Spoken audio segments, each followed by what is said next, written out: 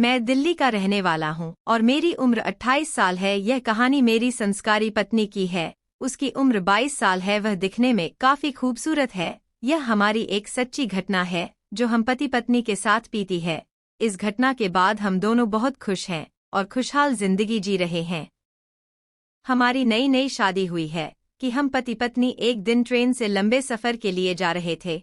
हम दोनों ट्रेन में चढ़ गए। हम शाम को करीब 5:00 बजे ट्रेन में चढ़े थे। हमको ट्रेन में पूरी रात निकालनी थी। ट्रेन में बहुत भीड़ थी। हमें अंदर बैठने के लिए कहीं भी जगह नहीं मिली थी। हम दोनों थोड़ी देर खड़े रहे। फिर हम स्लीपर में पहुंच गए।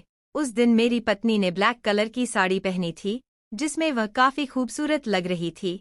ट्रेन में सब लोगों की नज़र सीमा पर ही थी। तब ठंड का मौसम चल रहा था। थोड़ी देर बाद हमें ट्रेन में बैठने के लिए जरा सी जगह मिली। उसमें एक ही जन आ सकता था। मैंने अपनी पत्नी से कहा कि तुम उस सीट पर चली जाओ, लेकिन मेरी पत्नी बोली नहीं नहीं, तुम बहुत थके हो, तुम उस पर बैठ जाओ। उसके सामने 2 काले से रंग के बिहारी मजदूर बैठे थे। उनकी उम्र लगभग 28 साल की होगी। मैंने उनसे कहा, आप मेरी पत्नी को आपकी बर्थ में थोड़ी जगह दे दो। मजदूर बोला, कोई बात नहीं, आप भाभी जी को यहीं बर्थ में बैठने दो, मैं और मेरा दोस्त भी एडजस्ट करके इसी बर्थ में सो जाएंगे। मुझे मजदूर बहुत अच्छे स्वभाव का लगा, इसलिए मैं खुश हो गया। मेरी पत्नी भी खुश होकर उसकी बर्थ पर उनके साथ बैठ गई। दोस्तों, ठंड का मौसम था और ठंड भी बहुत लग रही थी। रात भी गहरी हो गई थी। धीरे धीरे कब आँख लग गई मुझे पता ही नहीं चला। रात के करीब 2 बजे मेरी नींद खुली। तब पूरी ट्रेन में सन्नाटा सा था। सन्नाटे के बीच कुछ अजीब सी आवाजें आ रही थी। पहले तो मैं कुछ समझा नहीं, लेकिन जब मेरी नज़र सामने वाली बर्थ पर गई तब मैं एकदम से डर गया। मेरी पत्नी उन दोनों मजदूरों के साथ चिल कर रही थी। यह देखकर मुझे बहुत गुस्सा आ रहा था।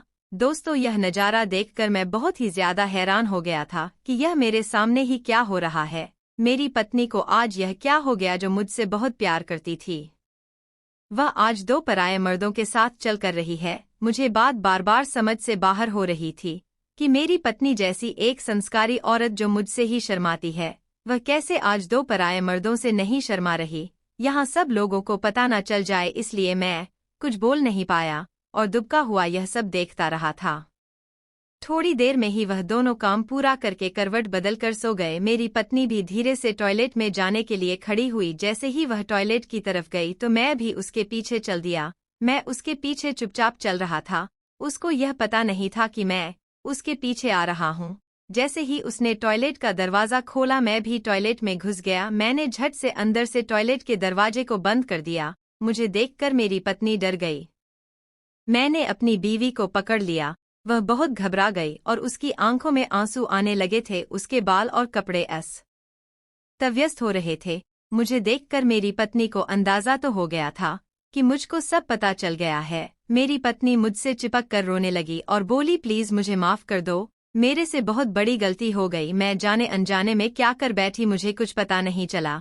और फिर रोने लगी। अब मुझे उस पर दया आने लगी। मैंने उससे कहा, प्लीज चुप हो जाओ और जो भी हुआ वह मुझे सच सच बता दो, मैं तुमसे कुछ नहीं कहूँगा। वह सुबक रही थी। फिर उसने मुझे सब कुछ बता दिया। मैंने उसे माफ कर दिया। फिर हम दोनों बाहर निकल आए। बाहर जाकर देखा तो दोनों मजदूर गायब थे। शायद वे दोनों डर के मारे ट्रेन में से कहीं उतर गए होंगे, क्योंकि एक स्टेशन पर ट्रेन रुकी थी। रात को हम दोनों ही उनकी बर्थ पर सो गए। मैंने अपनी पत्नी से पूछा, सच सच बता, यह सब कैसे हुआ? मेरी पत्नी मेरे सामने मुस्कुरा कर बोली, जब हम दोनों घर पर जाएंगे तब मैं आपको पूरा राज बताऊंगी। ट्रेन के सफर के बाद हम दोनों घर आ गए। फिर उसने मुझे घर आकर अपनी कहानी बताई। वो बोली, मैं जैसे ही बर्थ में चढ़ गई तो उसने मुझे हाथ पकड़कर चढ़ने में मदद की। यह आपने अंधेरे के कारण नहीं देखा था कि उसने मुझे हाथ से सहारा दिया था। मैं ऊपर चढ़कर उन दोनों के बीच में बैठ गई। जब कुछ देर बाद आप जैसे ही सो गए, उस मजदूर ने मुझसे बातें करना शुरू कर दी। वह मुझसे कहने लगा, भाभी जी आप बहुत खूबसूरत लग रही हो। मैंने उससे कहा, अरे ऐसा मत कहो, कहीं मेरा पति सुन ना ले। यह सुनकर शायद उस मजदूर ने मेरी कामना को समझ लिया था। वह मुझसे बोला, सच बता रहा हूँ भाभी जी, आज तक मैंने आपकी जैसी खूबसूरत औरत नहीं देखी है। मैंने भी मुस्कुरा कर कह दिया कि बस करो, अब कितना मक्खन लगाओगे। दोनों मुझसे मीठी मीठी बातें करने लगे। मुझे भी ठंड मैं गर्मी का एहसास होने लगा। मैं भी उन दोनों के बीच में बैठी बातें करने लगी। उसके बाद में वह सब कुछ हुआ जो आप लोग सोच रहे हो। सीमा की बातें सुनकर मुझे उससे कोई नाराजगी नहीं थी, इसीलिए मैंने उसको नहीं डांटा। आज हम पति पत्नी एक दूसरे से बहुत खुश है और मस्त लाइफ जी रहे हैं। दोस्तों, आपको मेरी यह कहानी कैसी लगी कमेंट करके ज़रूर बताएं। वीडियो पसंद आई हो तो वीडियो को लाइक और शेयर करें, और अगर हमारे चैनल पर पहली बार आए हो तो चैनल को सब्सक्राइब ज़रूर करें।